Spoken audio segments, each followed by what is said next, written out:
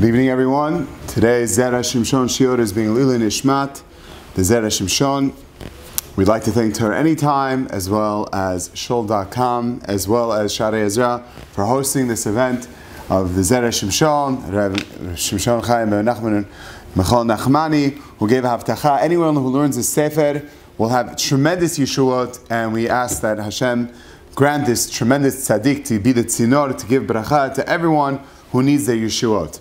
Also, today's shiur is being dedicated on behalf of my friend Rabbi Shmuel Maya, a real Ben Torah, Ben Aliyah, someone who always has amazing chidushim that I love looking every single week on the parasha he sends me. He's doing it. He's dedicating today's shiur Lilu Nishmat, his grandfather Shmuel ben Malkuna. All the divrei Torah should be Lilu Nishmato as well, and we thank Shmuel as well for making sure to keep this shiur going with the sponsorships. Anyone else that wants to sponsor as well, we greatly appreciate that. It helps keep us going, and it's a tremendous chizuk, and obviously it's in the zchut of the Zera Shimshon as well, and we'd like to thank everyone who is being a part of this. In the beginning of the parasha, it tells us, Ve'ele shemot b'nei Yisrael, underline the word Yisrael, ha'ba'im mitzrayma, that are coming here to Egypt, et Yaakov.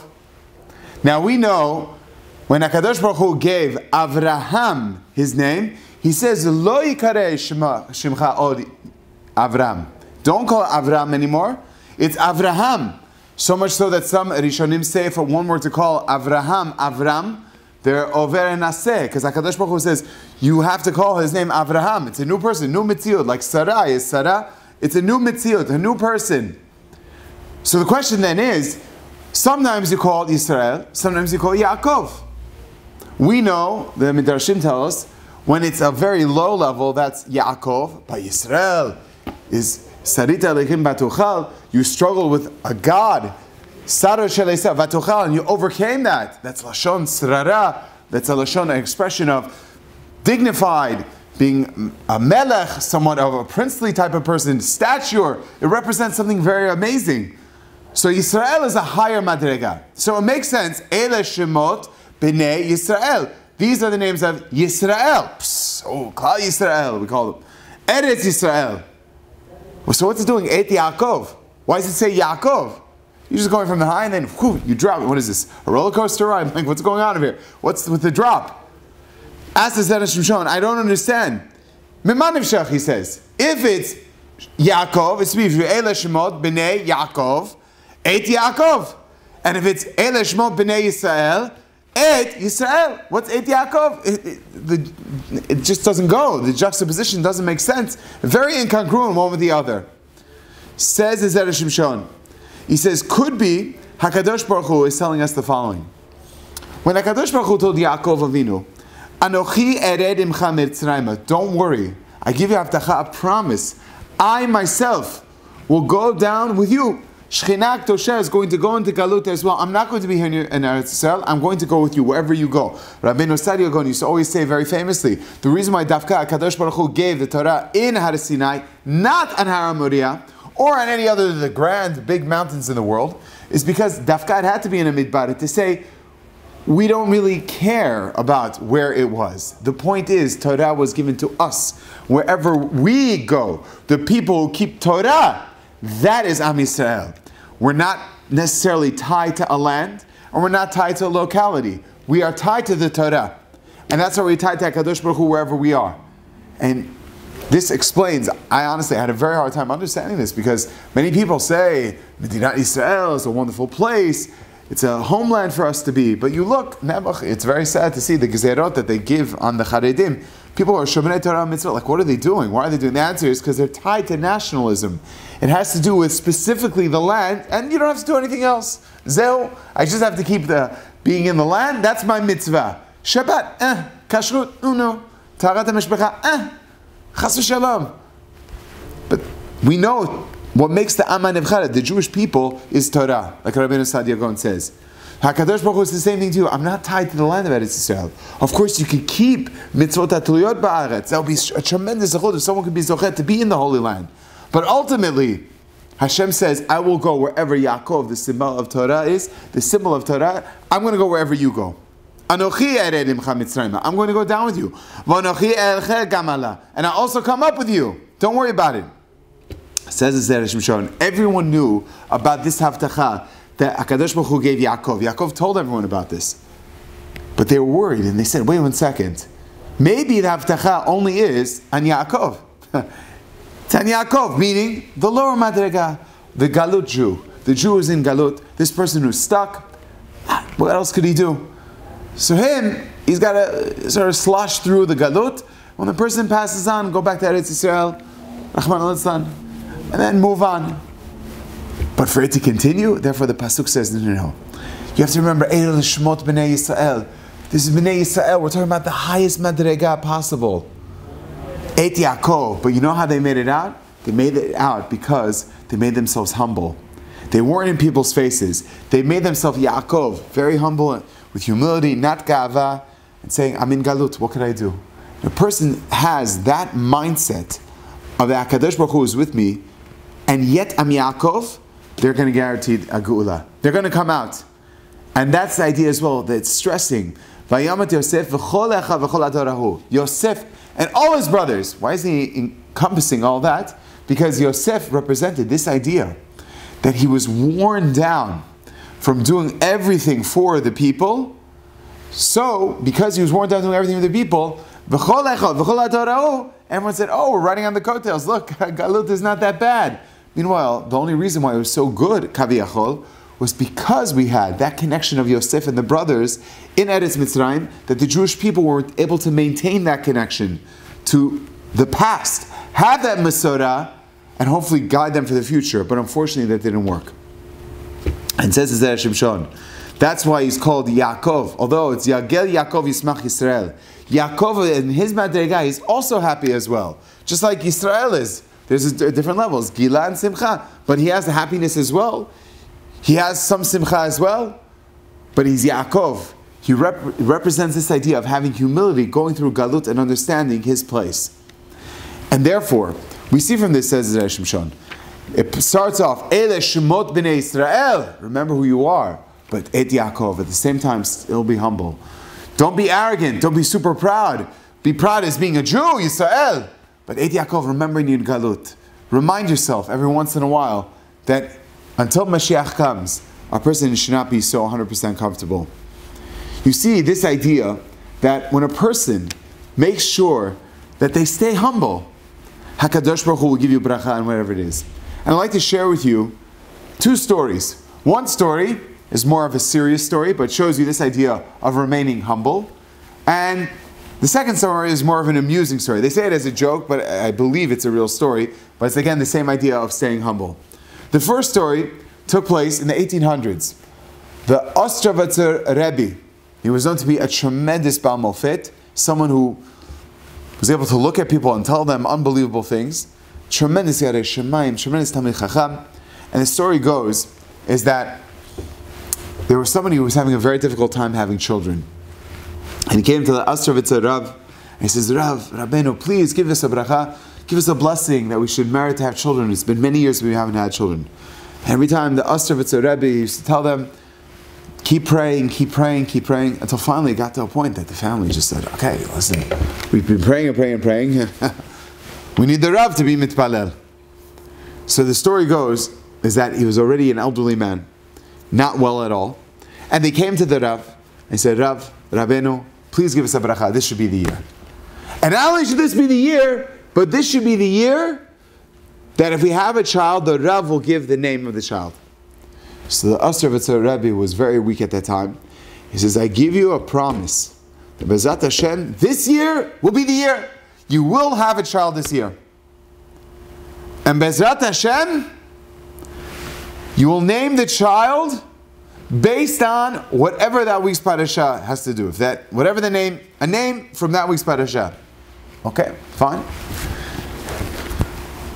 Anyways, the Ostravitzer Rebbe, unfortunately, a few weeks later, went to Olam HaEmet. He passed on. And the family didn't know what to do. I mean, he did give a final will and testament to them, and they found out the wife was pregnant, Baruch Hashem, but they were wondering, what in the world are they going to do? I mean, if it comes out in a parasha, but they decided, you know what, we're not going to ask a question. Maybe they'll get lucky. There'll be a parasha that talks about some name, and they'll just say whatever name comes out. Anyways, the baby was born in a parasha. I believe it was Parashat Naso or something. but it was not a boy. It was a girl. And there's no mention of a girl anywhere in Parshat Naso. So they didn't know what to do. What do we name the child? Nasa? Like, what do you name her? Nisa? Like, what did they didn't know what to name her. So the story goes, is that they came to another Rav, who was the Talmid of the Astavitzer Rebbe, and they said to him, what do we do? The Astavitzer Rebbe told us very clearly that we should name someone after our child, our daughter, after something in this. We don't have anything. So the person says, you know what? Maybe it's not in the parasha, but you know where you'll find it? In Haftarah. Open up Haftarah. Okay. So open up Haftarah. What does Haftarah talk about? It talks about Eshet Manoach, the wife of Manoach, who she had a child. Who was that? That was Shimshon. And the Gemara tells us, what was the name of Eshet Manoach? Says the Gemara, Tzlil Fonit. The Gemara in Darim tells us, Tzlil Fonit is a very unique name. And the Gemara tells us there was this woman who was ghastly in appearance, and yet, despite the fact that she made many nidarim, it sounds like the person wanted to divorce her. And why? Because she made many nidarim. And he says, did you make nidarim because she was ugly? Yes. Did you make nidarim because she had bad eyes? Yes. What about bad lips? Yes. Bad nose? Yes. Bad ears? Yes. Her body's disformed? Yes. All these things. He couldn't find any petach. He couldn't find any opening. Until finally, he got there. He said, what's her name? He said, her name is Tilfonit. He said, her name is Tilfonit? Do you know that's a beautiful name? That's the wife, the mother of Shimshon, the wife of Manoach. Oh, he says, really? The mother of Shimshon? I said, I saw your eyes lit up. That means you're good with that. You're good with that? Oh, well, yeah, I mean, yeah, but other than that, no, I don't care about other than that. Matzah petach, and they were oker, and they were matir al nidarim. So Tilfonit is a very unique name. Listen to this story. They named the daughter Tilfonit. Now, what was very interesting about this story was, this woman, this child who grew up to be a woman, lived for a very long life. Like, not stop, like in her hundreds. Totally with it, sharp like a whip, but she had a very unique name. No one else knew anyone with that name, Tilfonit, except for that Gemara, and everyone knew it was Eshet Manoach, the mother of Shimshon. And the story goes, is that in her entire life, she said this, in her entire life, not once did she ever have any illness. She was always healthy. When people were dropping like flies, or people had the flu, or they had a cold, never. She never had headaches. She never had sneezing, never had sniffling, coughing, nothing. She had a beautiful family of her own, and she lives a very long, fruitful life. And the story goes, Reb Shlomo Zalman Auerbach in the Sefer Chikum Amtakim says the story. He says he was there when he repeated this. The story was repeated over to someone who was a Talmid of the Astavitzer Rebbe who said the story. And Rav Avram Yitzchak HaKohen Cook was there in the presence, Rav Shlomo Zalman's Rebbe. And Rav Yitzchak HaKohen Cook got up and he was trembling. He says, Rabotai, do you realize this Ruach HaKodesh from the Astavitzer Rebbe? Ruach HaKodesh, what? What Ruach HaKodesh? All he said was, make a name from the Torah, and they had to find a Haftarah. It was like this backwards way of finding something. What are you talking about? He says, no, it's brought down. I don't know where they got it from, but he says it's brought down from the Sfarim that the name Tilfonit is a skula against any reach ra, any bad happenstance to happen to this child.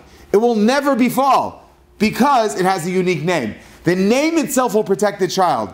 He says, this Gon, the Astavitzer Rebbe, when he said, find a name for the parasha, and the parents in their humility to that Torah said, you know what? We'll try to find it. And they asked another Rav, and he said, look in the Haftarah, and they named this very unique name.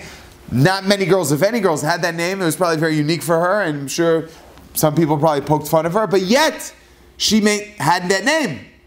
That is the name that actually protected her, the name that gave her a healthy record her entire life, because her parents were smart enough to have humility when it came to that Torah. We all have that same choice as well. Oh, I know better. I have to ask such a simple question. The Rav really understands these matters? The Rosh Hashiva, they really know that? They're involved in Torah. Exactly. And they could see something that maybe you don't see. I think I've said this story before, but to me, I always say this, to me, you see in that Torah, and they pick up on a little nuance. That little nuance, no one else glides right by everyone, and they see it so magnified, pick up on it like in a second. I told you the story that when COVID broke out, I didn't know, should I pray with a minyan or not? There are many shitot, both sides. Each one has merit. I didn't know what to do.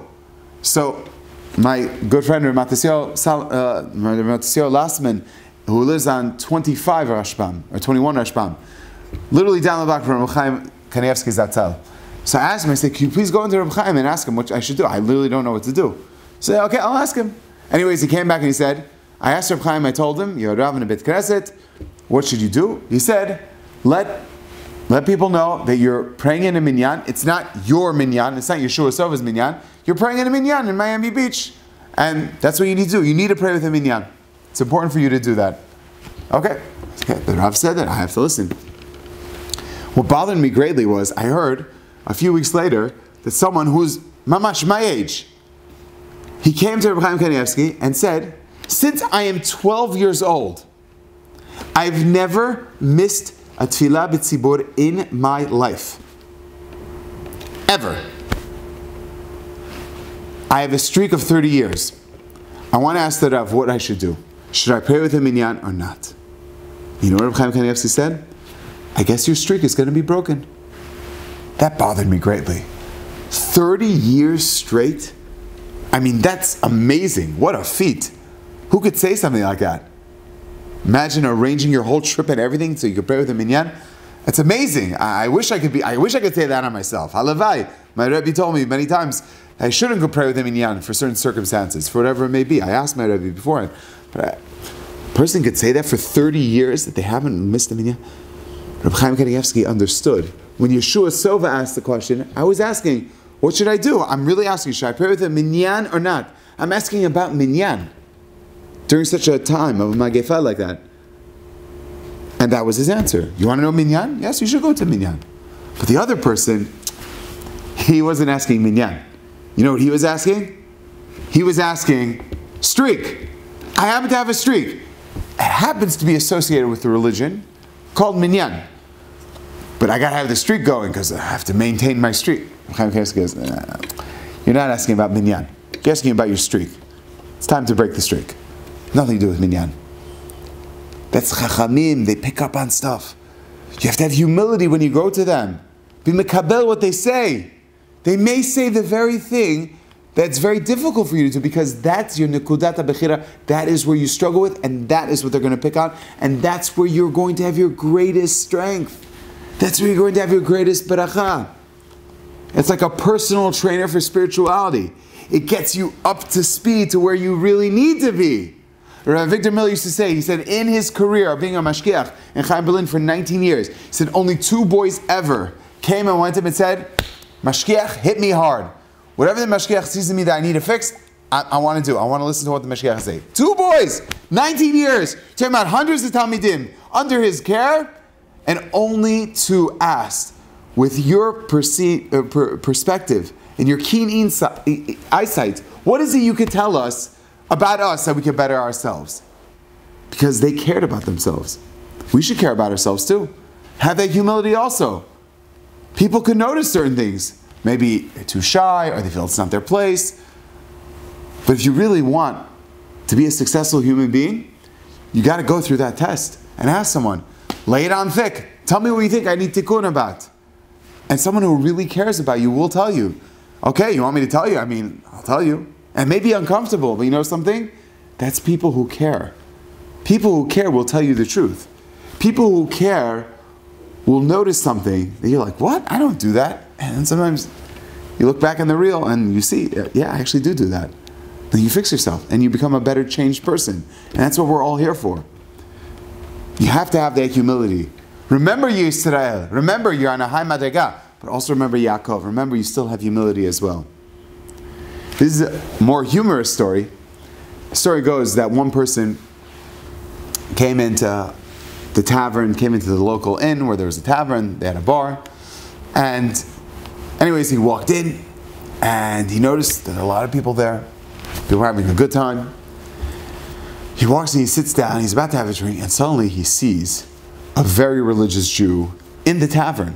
I thought, okay, that's strange. Now, this man hated Jews, like not Stam, like Haman Rasha. He was a real nasty person. Amalek. Hated religious Jews. So the story goes is that he says, "Hey Jew, you planning on drinking something?" He says, "Well, no, I don't know." "Oh, you can't drink here."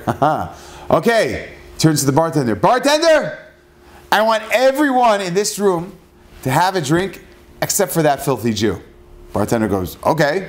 So everyone goes, "Hey, cheers," clunk, and they all hit their glasses and they chug whatever alcoholic beverages they have.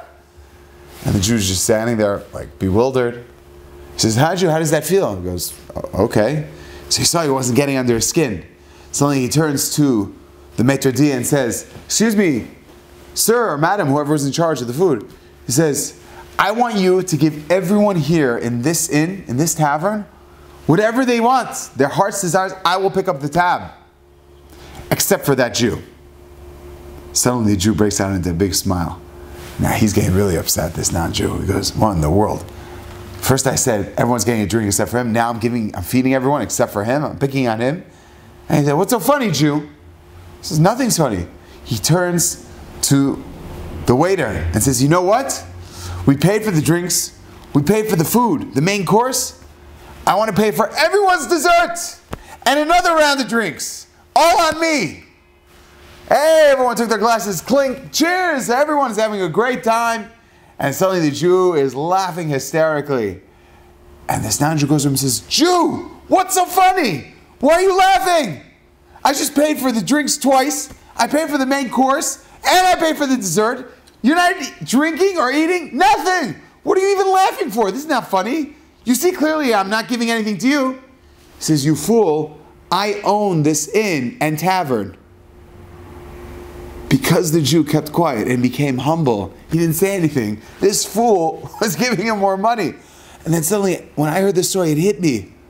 There's sometimes, somebody points and says, "Everyone except for you, and everyone except for you."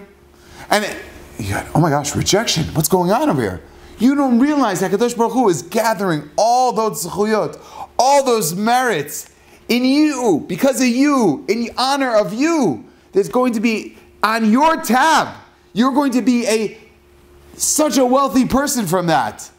It's on your tab. And you get the credit for it. A person, if they realize it, how could they not be happy? And this answers a question that bothered me for many years. I never understood this. We talk about on the Seder night, Pesach, oh, wow, HaKadosh Baruch Hu, you're so amazing. You took us out of Egypt. Wait, stop. Why did we go to Egypt in the first place? Oh, Avraham Avinu, I promised Avraham Avinu he's going to go. Kura Barzel, this smelting iron furnace. We're going to make you into a people. What? You're making me into a people? So I got to serve like a slave? What are you talking about? Why do I have to be a people to be a slave? Just leave me alone. You didn't make the people in the Pacific Islands, you didn't make them go through that. Like, what are you doing? Why are you doing that to me? What did I do? Why are you picking on me that I have to go through this experience? I have to be a slave in order to come out and now serve you? What does that mean? And then suddenly it hit me, this idea that when you are like a slave, you have that mentality that I have to serve something greater than me because it will benefit me. Because if I make my master happy, he sees who I am and he'll be happy with the work I'm doing. He'll give me a better house. He'll give me a better wife with nice kids to play with. He'll give me all these things. I understand that the better I am as a slave, the more reward I'll get. That you can only have if you're a slave. If you're sitting out there being a Pacific Islander, just carving random stuff and going fishing all the time, someone says to you, "But you can get better fish." I'm not interested. I don't want better fish. I'm fine with my small little fish. "But you can get these amazing other fish." I don't want the amazing other fish. I'm fine with my little small fried fish. "No, you get bigger fish and bigger, and you can help people." Personally, I'm not thinking about that. I don't think about stuff like that. HaKadosh Baruch Hu literally made us into a people by having this idea of schar ve'onesh. That the more you do and the more you make yourself humble, the more bracha you get in your life. So that's the idea as well. Yisrael, I'm at a high level Yisrael. But Yaakov, I still maintain my integrity and I still remain humble. Two more ideas. It says that the Jewish people, Paru vayishitzu vayirbu vayatzmu b'mod me'od vatimale haaretz otam. It says 6 times. The Baal Turim says 6 times representing Shisha Pekeres Echad. It was 6 that came out. They had sektuplets, literally a bracha. Vatimale haaretz otam. That's the Zera Shimshon. What do you mean vatimale haaretz otam? Obviously, paru vayishutzu vayirbu vayatzmu b'mod me'od. 6 times. That's a lot. That's a lot. Imagine you start pushing the strollers 6 at a time. Like, whoa, what's going on over here? Imagine. Person has 8 times a birth. That's 48 kids. They say an amusing story. There were 3 people waiting in a waiting room in Shaarei Tzedek, Yerushalayim. And the story goes, 3 fathers sitting there all nervous. And suddenly, someone comes in. Slicha, evo mishpachat ben zaken? So the guy raised his hand. Yani mishpachat ben zaken. Mazal tov, mazal tov. He said, yeah, what's mazal tov? He said, your wife had 4 babies, quadruplets. He goes, that's so funny. I come from Hebron, Kiryat Arba. That's so funny. And the other 2 men, they gave him a hug. Okay. 3 minutes later, they come in. Mazal tov, mishpachat Goldstein. Goldstein. The guy says, yeah, me. Goldstein, Mazal tov. Your wife had septuplets. She had 7 babies. He looks at the other 2 and goes, that's crazy. Because I come from the south, Beersheba. And suddenly the 3rd guy heard that. He fainted. They woke him up. They slapped his face. He starts crying and goes, I'm from Meah Sharim. So can you imagine a family that's walking with 6, the mother gives birth 8 times, she's having 48 kids. Of course, Vati Malaya Artatam. What's the Chiddush the Torah is telling you? Says the Zera Shimshon, we know in the Midrash, the Mitzrayim, Mitchakmin, they were thinking of ways. How are we going to have the final solution? They were the first people, the final solution. How are we going to be Yitma'et Meperiya V'Rivya? How are we going to do that? Very smart. Get the husbands to work like slaves. Do long office hours in the office. Don't see your kids. Don't do homework with them. Get stuck in traffic till you get home, your kids are fast asleep. Sounds a little familiar, right? And I want you to work and slave away. And you'd stay away from your husbands. But yet the Nashim Tzidkaniyot, they said, you know what? We're going to go out to our husbands. We're going to greet them. We're going to be mechazik them and tell them how much it's important that they come into the house. They should sleep on a bed. Shenikra Puriya, like the Gemara in Megillah tells us. The Gemara Bava Metzia, Puriya, Lashon Puriya V'Rivya. They gave him a bed. They gave him an ability to feel like a home-cooked meal, a feeling of, a semblance of being at home. And he says, because of that, the children had to be born. So the women went outside from their homes, so they had to leave there. So they're leaving from one place to another. Not only are they traveling, but the woman who got impregnated, they had to go out, birth the babies outside. They had to literally push the babies out under the tapuchim, under the apple orchards, and under the open space. And then we know that Shifra Poa was like a chaya shemishaperet etavlad. They brought them like literally like wild animals. And when the Mitzrayim heard about that, they tried to kill them. The ground swallowed them up. They brought the charisha. They brought the plowing to try to dig them under. So says the Zereshim, Vatimale ha'aretz otam is kipshuto. Literally, the ground was involved in the Jewish people becoming more proliferous and becoming great and bigger. I'm saying, what's the lesson of that? Why? Why did HaKadosh Baruch Hu do that? The answer is, because the more you try to drive the Jew down in the ground, the greater they'll become. That is the lesson. We're like an egg. The more you cook us, the more we become stronger. Exact opposite we think. Most people fall apart. We become stronger. We become better. And a person has to know that. If you have somebody that even with the darkest steps, they feel they're part of the Am HaNivchar, I'm going to become stronger and be mechazek myself. HaKadosh Baruch Hu is always smiling at you and saying, no, I believe in you. Go, you got this. I give you the weight because I know you could lift it. A frightening story. I remember I saw this years ago in like a Reader's Digest. It was such a frightening story. There was a story of a man of a very well-known firm. I'm not exactly sure what it was. He was a very well-heeled businessman. I'm not exactly sure. From Argentina. And this guy, I don't sit down like that. This guy, he was very well heeled. He had one son. He used to get his son everything. Spoiled child. He got him everything. The kid wanted a remote control car. They got him a remote control. He wanted a yacht. They got him a yacht. I mean, the kid got if he wanted to fly in an airplane to go who knows where, they got him an airplane. The kid was a spoiled kid. So the story goes, like with most spoiled kids, after they hit like teenage years, they're rotten to the core because they've gotten everything and they don't even know what to do with themselves. So the story goes, because the kid was such a spoiled kid, when he was a teenager, he was a monster. So the father didn't know what to do anymore. He's a rotten kid. So what he did was, he withdrew.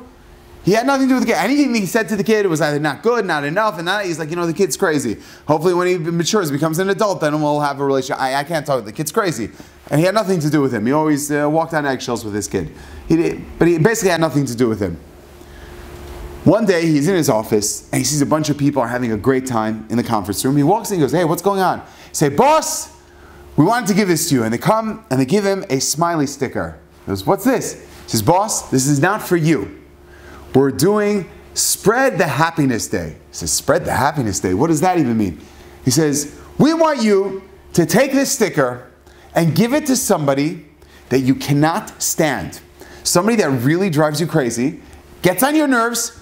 Just give them this sticker and just spread happiness. And tell the person something legitimately good about them, even though you don't like them, but there's something good in everyone.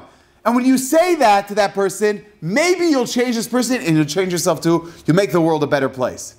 Like, what is it? Like kumbaya? Like all this, like whatever, tikkun olam thing? Like, what are you talking about? Like what, coexist bumper sticker people? What are you talking about? You know, I don't chew granola and drive a Prius. I'm saying, like, what are you talking about? What's going on over here? He said, no, come on, do it. Fine. He's like, okay. Anyway, he's about to give it to one of his annoying co-workers. He goes, you know, wait a second. There's somebody that really gets on my nerves. That's my teenage son. You know what? He says, guys, I know who I want to give this to. And he puts it in his pocket. And he says, I have to leave right now. Anyways, he drives home. And he's surprised because he sees his son's bicycle in the front lawn, which is weird because his kid was at school. But he didn't go to, either he didn't go to school or he came back from school. He thought it was weird because he sees his kid's bicycle there. So he walks in, he's looking around. He's like, Jorge, Jorge. And he hears, yeah. Oh, you're up. Jorge, you're in your room. Dad? Like, yeah. Dad, what are you doing here? It's the middle of the day. Jorge, what are you doing here? It's the middle of the day. I can ask him here. He's like, Jorge, I want to give you something. It's quiet. He's like, Jorge, I just want to give you something. I have a surprise for you. It's quiet again. He's like, Jorge, you coming down? Yeah, Dad, I'm coming down. Anyways, his kid comes down. He looked like a tornado hit him. His hair was disheveled. His eyes were red and splotchy, like he was crying the whole time. And his dad looks at him and goes, Jorge, is everything okay? What happened? And his hands are trembling, and he gives his dad a crumpled up letter. He says, Dad, you have to read this. He opens up the letter, and the father starts to almost faint. And the letter reads, to my beloved parents, especially my father, I've become a monster. I never felt good about myself. You always treated me with love and respect. And Dad, I drove you crazy. And I said and did things that were harmful to you and to me and very hurtful and painful. I don't even know why I did that. I said to myself, you know what? You don't deserve that. You don't deserve me. You probably are better without me here in this world. As the father finishes reading, he goes, yeah. And with that, Jorge pulls out of his pocket a handgun. He says, what is that? It's like, Dad, I was about to take my life. The father grabs the gun and he gives his son a hug. He says, Dad, what are you doing here? And his father starts crying and he says, I wanted to give this to somebody that I love, somebody that I see so much good, and they both start crying. And he puts the sticker on his son's chest. He says, you mean something to me. Every person has to know. You mean something to somebody. The entire world could go back and forth, running back and forth, back and forth. What are you doing? The entire world is filled with that. Look around you. You see so many opportunities. The Jewish people understood there's opportunities. They're trying to make us bad. You're not gonna crush us. We're gonna come back stronger. We're gonna recognize the good in this situation. Just like the father was able to recognize the good in his son to go back and want to give him a sticker. Every one of us could see something good in another person. Don't waste that opportunity. Rabbi Victor Miller used to go around with pockets. In his pockets, he had apple seeds. He said, look at the beautiful HaKadosh Baruch Hu, what he gave, a beautiful world. You're able to plant these seeds and it has such amazing chokhmah behind it. Hashem gives us so much in this world. He gives us so much good. How can we not see that? Every person, the world is full of such beautiful examples. And just to conclude with one final story. It says when Moshe Rabbeinu, at the end of the parasha, he's going back to Mitzrayim, and he's accosted by this nachash, the snake that swallows him up to below the waist, then let go, then it swallowed him from the bottom up to the makom hamilah. Tzipora realized that. She cut the makom hamilah from her child, said, Chatan damim lamulot. This is the Chatan, my husband. He has blood of mulot, of Brit Milah. Now what's very unusual about this, says Zera Shimshon, is Moshe Rabbeinu had hypospedia. He was born with a Brit Milah. So how can you be chatan damim lamulot? Lamulot means two milad. What are you talking about? Two milad. What? What milad are you talking about? Says the Zera Shimshon. Moshe Rabbeinu was coming from the zchut of Avraham Avinu. He had his ancestors backing him. And he said, I'm going to go with the same Mesirut Nefesh that my great-great-great-grandfather Avraham Avinu did when it came to Brit Milah. Hashem says, oh, you're a representative. What about your kid? He doesn't have a Brit Milah. That's nice you have that kavanah. What are you talking about? Tzipora came and said, yes, he is a representative. He represents HaKadosh Baruch Hu when it comes to Milah. Chatan damim lamulot. His Milah, my child's Milah, because Avraham Avinu's Milah, all the way back up there, we're connected to Mesorot Avotenu. Look, we're connected to the past with a vision and a goal for the future. That's what's going to propel us and guide us forward. We look to the past to guide us to the future. That's not just a slogan, that's real. And everyone has to recognize that. One of the most powerful stories I've heard from the Holocaust was there was somebody who was hired by the Nazis. I don't know if he was a capo or he was in a position that he had to be there, but he survived the war. And the story goes is that he said one of the most moving stories he ever saw in his life was that he was in charge of getting people dismounted from the trains. There were days and they didn't know what was going on and people were getting shot left and right. They did that to confuse everyone, no one knew what was going on. And he remembers that one time he took a group of people off, and as he took the group of people off, there was a woman who had a little bag, a little satchel, and suddenly with a crazed look on her face, she turns to this person and goes, where's the Nazi guard?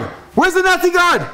What do you mean, where's the Nazi guard? I need to speak to Nazi guard right now. He's like, oh yeah, you're going to argue with the Nazi guard. One of these ladies is going to start arguing. So he points to one of them. And he's thinking, okay, this lady's going to be dead.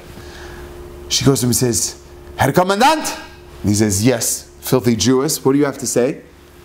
I need a knife, and I need it right now. So the Nazi's like, oh, this is easy. You don't even have to waste a bullet on her. She's going to commit suicide. So with that, the Nazi pulled out a nice little knife. He says, go, here you go. It's nice and sharp. I just sharpened it this morning. She says, really, you sharpened this morning? It's super sharp? Yes, it's really super sharp. And with that, she took the knife, and suddenly she kneeled down, placing the small sack on the floor. She unraveled the sack, and there was a baby there, a little baby boy. She took out the knife, pulled the baby's diaper down, and said, Hashem, you gave me a child 10 days ago. I did not have an opportunity to do a Brit Milah on this child. He will now go in front of you in the Kisei HaKavod, and he's going to come as a Jewish child. Baruch atah Hashem Elokeinu melech haolam asher kiddushanu b'mitzvotav v'tzivanu ala milah. And with that, she gives a Brit Milah to her child before the Nazi and anyone has a chance to react. Quickly does the Brit Milah. They shoot her and her child. She brought her child to the Kisei HaKavod as a Jewish member of our people. That's Chatan Damim Lamulot. That is being part of our nation, looking to the past, forging ahead for the future.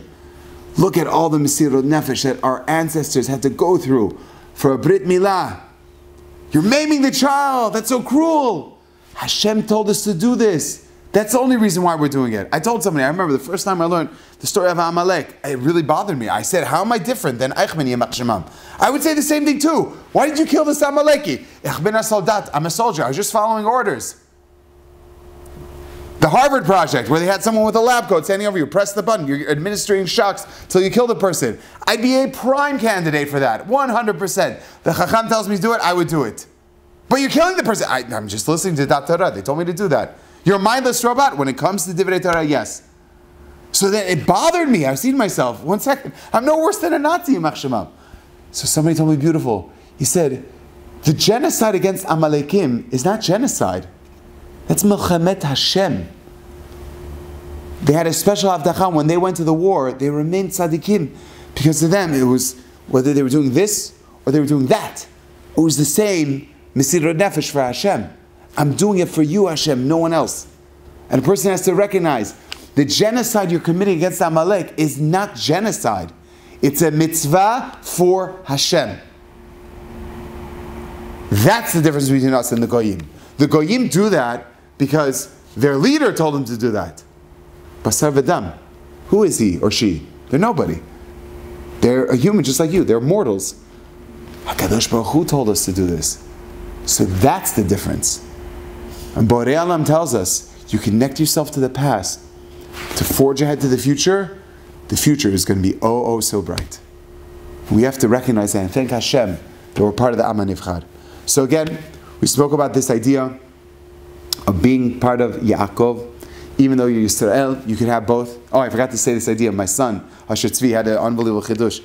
Yud Bet Shvatim. It says all the Shvatim came. El Shemot Ben Anashim. And it says all their names. Why does it say all their names? So my son said a beautiful answer.